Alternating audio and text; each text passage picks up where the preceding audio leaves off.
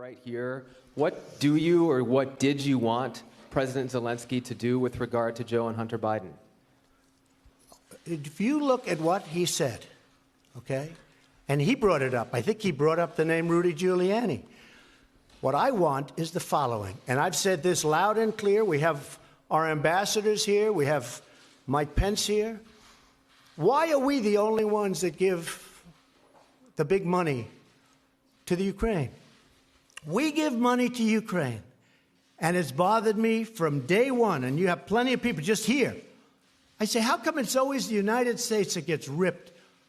Frankly, Ukraine, we want to help them. And I do like the new president. You know why I like him? Because he was honest. Because he said there was no pressure at all exerted on me, meaning him, by the President of the United States. He said it. By the way, that one sentence should stop this. But he said there was no pressure exerted. But you don't have to ask him. All you have to do is read the transcript, read the telephone call. But what I was having a problem with are two things. Number one, Ukraine is known before him for tremendous corruption. Tremendous. More than just about any country in the world. In fact, they're rated one of the most corrupt countries in the world. And I don't like giving money to a country that's that corrupt. Number two. You don't like giving money. Excuse me. Number two, I said the following. And I said this loud and clear to everybody. And in fact, Rob Portman backed me up. And there's nobody more honorable than Rob Portman of Ohio. Because he called up, please let the money go. I said, Rob, I hate being the country that's always giving money. When Ukraine helps Europe and the European countries far more than they help us. They're like a wall between Russia and Europe. They're like a wall. They're a big, wide, beautiful wall. And he said, you know what, but it's important. And in fact, he came out and he said that. That was my only reason. Because I don't like being the sucker country. We were the sucker country for years and years. We're not the sucker country anymore. But I gave the money because Rob Portman and others called me and asked. But I don't like to be the sucker. And European countries are helped far more than we are. And those countries should pay more to help Ukraine. Ask a question, please. Thank you, sir. What about Mr. Biden? What did you want about Biden? What did you want him to look into on Biden? Look, Biden and his son are stone cold crooked. And you know it. His son walks out with millions of dollars. The kid knows nothing. You know it, and so do we. Go ahead, ask a question. But the question, sir, was what did you want President Zelensky to do about Vice President Biden and his son, Hunter? Are you talking to me? Yeah, it was just a follow-up of what I just asked you, sir. Listen, you ready?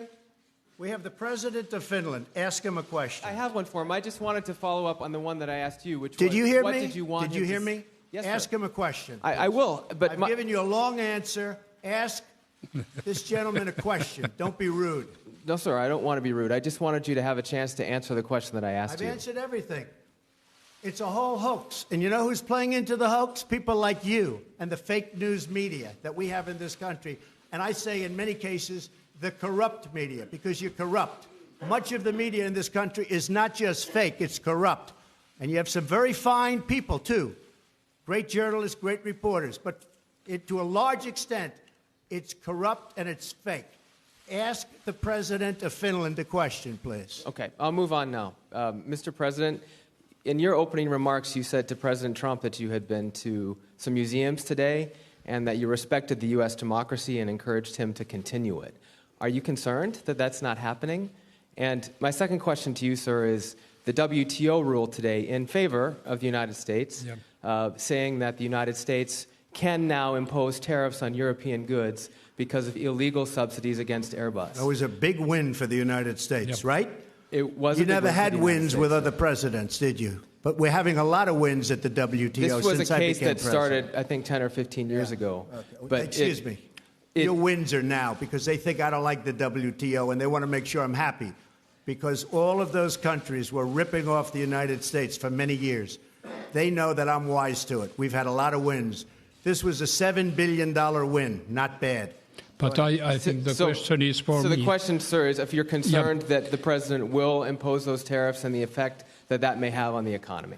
Yes, first of all, when I referred to your democracy, I just wanted to tell that I'm impressed what American people have gained during these decades, hundreds of years, building up a very impressive democracy.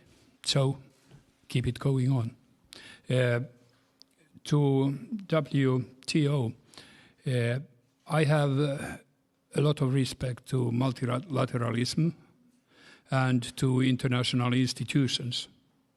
So WTO has given now a decision which is, well, quite tough with Europe.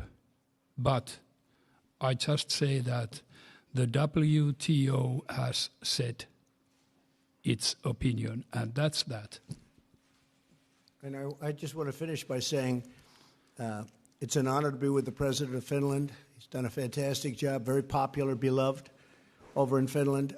The WTO has been much better to us since I've been president because they understand they can't get away with what they've been getting away with for so many years, which is ripping off the United States.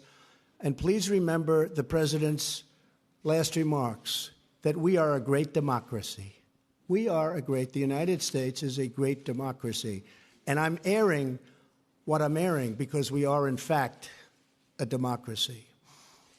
And if the press were straight and honest and forthright and tough, we would be a far greater nation. We would be a far greater when we don't have the CNNs of the world who are corrupt people. Thank you very much, everybody.